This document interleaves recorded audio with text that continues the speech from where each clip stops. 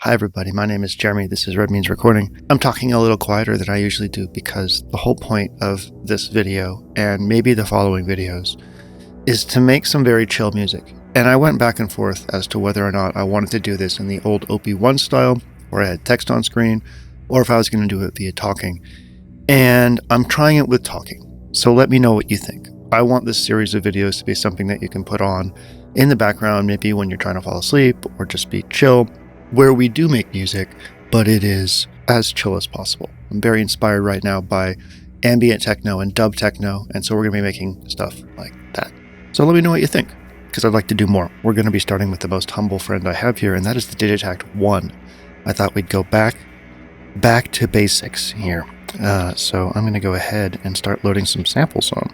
So with ambient techno, my general way of thinking about it is that I want to build the music part of it first, all the texture, all that kind of stuff, and then I will move on to adding a beat. I do not start with the beat at all.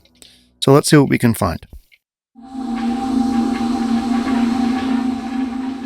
So we're just going to lay this down. A lot of ambient techno has a very, and dub techno has a very regular kind of ceiling to it, and we want that out of this. So let's go ahead and put this trig down here and make it 64 steps. That's all 4. Let's see how long it goes. 120 is fine for this. I'm going to adjust the start time a little bit. And I'm going to turn a high pass filter on. And let's go ahead and give it a little bit of a tack to get rid of that terrible little click. Now, I want this to not even feel like it's repeating at all. So what I'm going to do is I'm actually going to go to that first trig there, and I'm going to try putting this on 1 of 2. And that means that if this sample is long enough, it will play for 8 bars as opposed to just 4 bars. Lucky us, it does. So that'll be our bed texture. Let's get rid of some of that high end too. I want it to just be really, really wispy. And maybe we'll add a little bit of panning. Too fast. Still too fast. There we go. And of course, some reverb and some delay. Let's go into our reverb, turn up that filter and down this filter. We'll do post-comp reverb and turn the decay time way up. And then we'll go to our delay, make it wide. Delays are very important in dub and ambient techno, so that will also filter it down like that. So I've got my high pass filter here. What I can do for the main filter is we are going to actually keep that on low pass filter. There we go. And now what I can do is I can assign an LFO to that low pass filter. And that will give this even more movement. We want this whole thing to be like a hypnotic soundscape that just kind of flows without much interference with us. I'm going to actually go back to the same pack. This is my Spectral Textures pack that I made a long time ago, and I keep on meaning to use it for exactly these purposes because I think it sounds really great. It's got like a lot of texture to it, as the name implies. This particular sound is a long pad, and it is in A minor. I think we're in C minor. So what I'm going to do is I'm going to go to the source here, and I'm going to go, that would be A sharp, B, C. So that should be C. Let's turn it down a bit.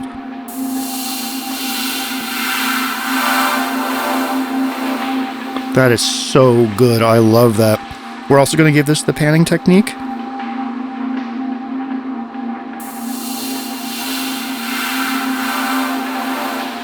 Oh, that's beautiful. I really like that.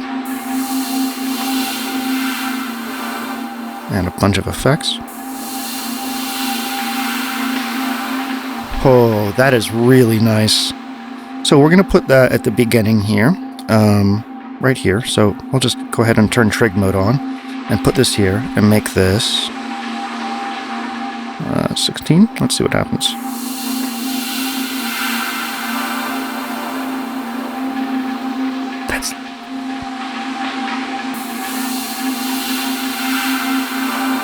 So I'm going to spread this out. Remember, on the Digitakt, we only have 4 bars to work with as opposed to the 8 bars. So we have to use conditional triggers a bit more to make sure that we create longer phrasing. So I'm going to make this 1 of 2, which means it's going to play only the first time it goes through these 4 bars, and it's going to take a break. That means I can come over to my release here. Actually, I'm going to go my trig here, make this longer, 32.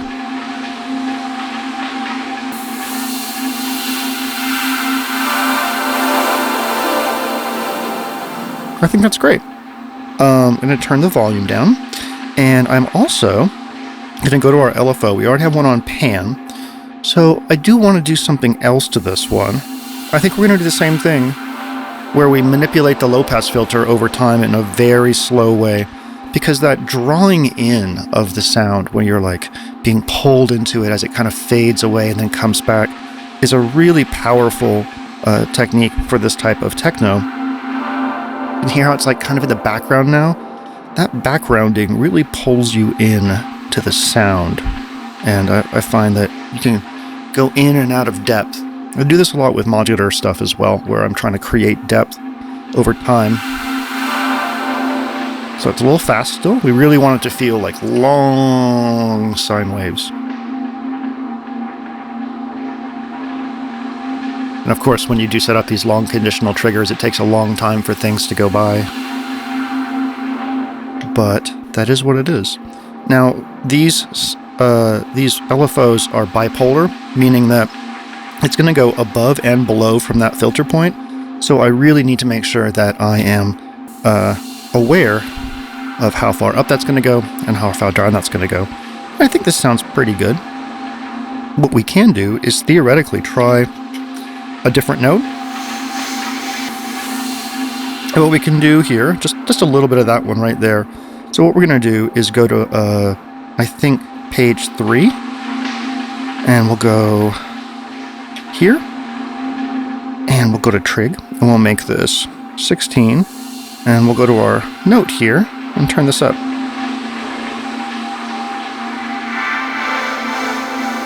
Oh, that's tricky. I like that. Let's actually go up another octave.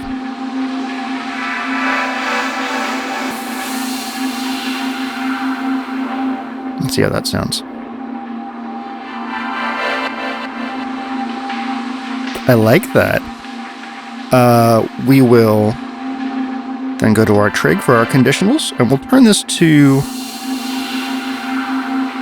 how about 3 of 4? So that's going to be very sparse. And just turn it down a bit. We don't want it to like jump out, but we do want it to come in and make itself known, you know?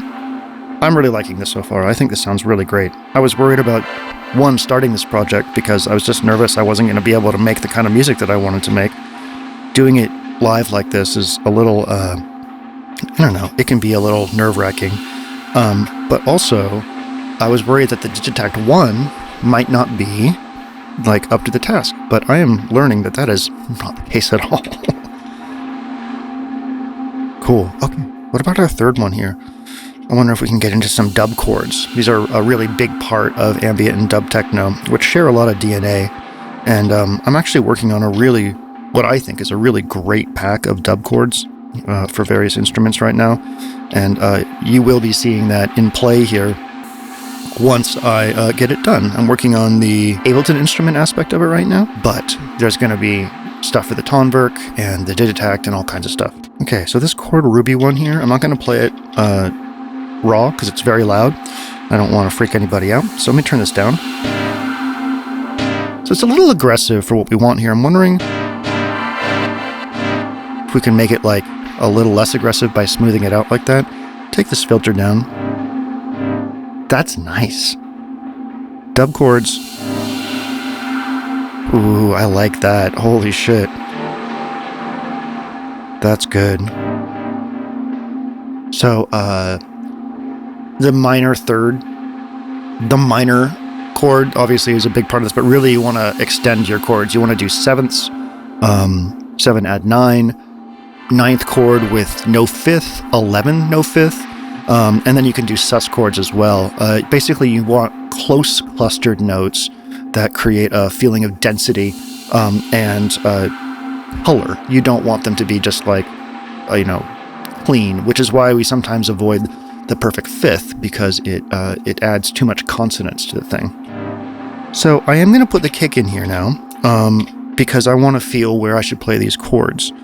And the kick is going to be very quiet for right now. So we'll go into here, and I will find a kick. I'm using this Volp Dub Techno pack. Volp. We do stand a Volp. I actually think I'm going to slow this down.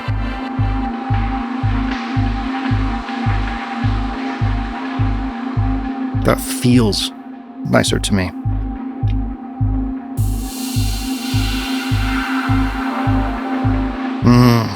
Yeah.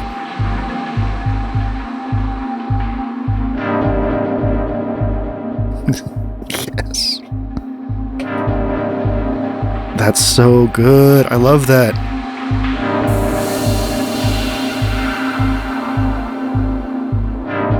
So we're going to put this right here at the end. Oh, that really makes it, doesn't it?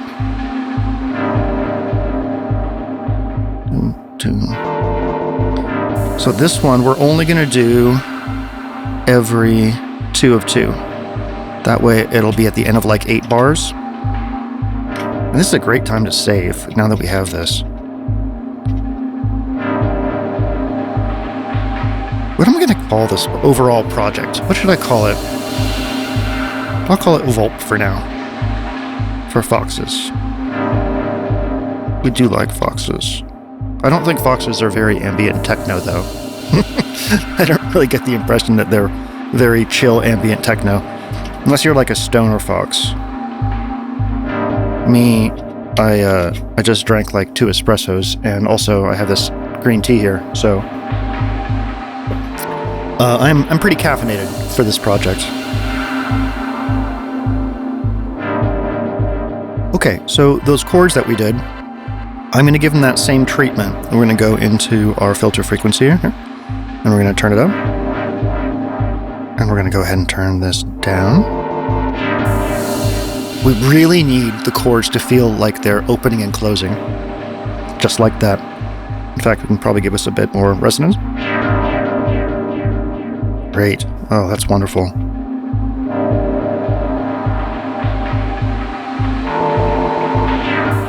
Our kick drum I like pretty much, but I'm going to go ahead and pick a different kick drum, because I like this one, but it doesn't have quite the full range of low that I'm looking for. That's what we want. That is what we want. Okay, now we can do a bass line. There's different ways of approaching this type of music, and some of it has a lot of percussion, and some of it doesn't. Some of it's just a kick. We definitely do need a bass line. So why don't we do the bass line on 2, which is not normally what I do, but I really want to feel what that bass line feels like, because we might not need much more than this. I know that seems crazy, but it's true. We don't want to overdo it. So what are we going to do for our bass line? Well, we need it to be very deep. It should be almost not a bass line. Dub music, for instance, doesn't have... if you think about dub music, it's a very low, almost sine wavy kind of thing, So that's what we want. Let's go to synths here. Okay, I like doing it on the 5th and the 2nd. That adds a really cool sort of suspension. So we're going to do that.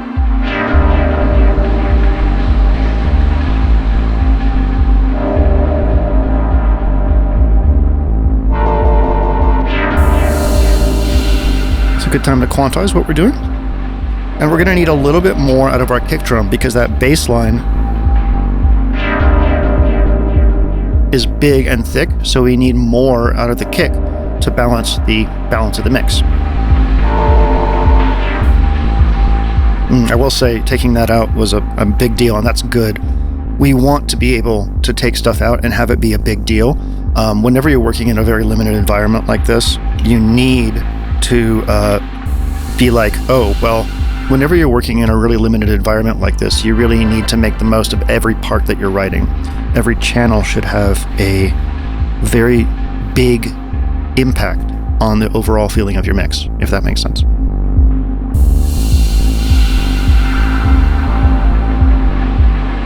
So I'm going to take that triangle and I'm going to loop it. And let's go ahead and turn it way down and give it a lot of space.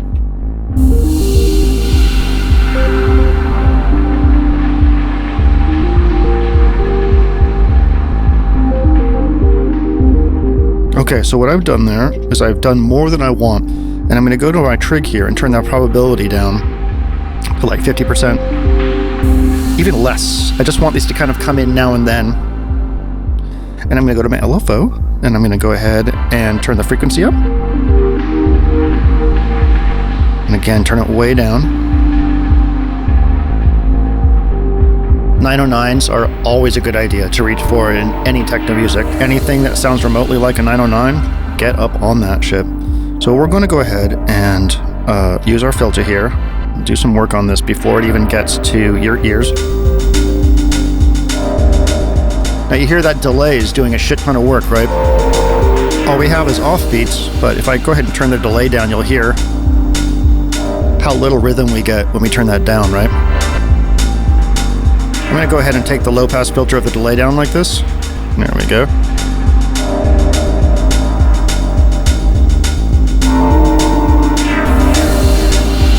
I forgot the whole point of this project was to use a bunch of samples from Alan Wake. I thought that would be cool because it's like dreamy and stuff.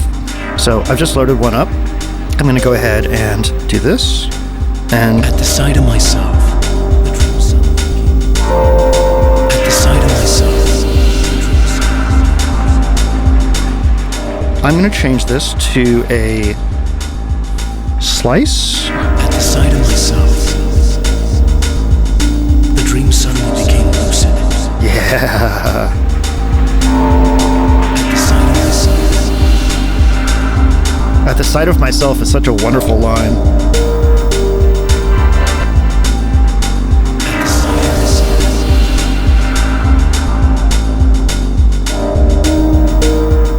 If I wanted to change the energy of this, I can obviously mute and unmute things, but I can also go to instance for here to my triangle, and I can go to my trig and turn up the probability. And the filter.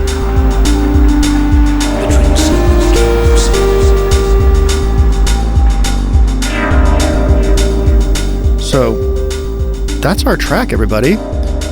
I am really, really happy with the way this went.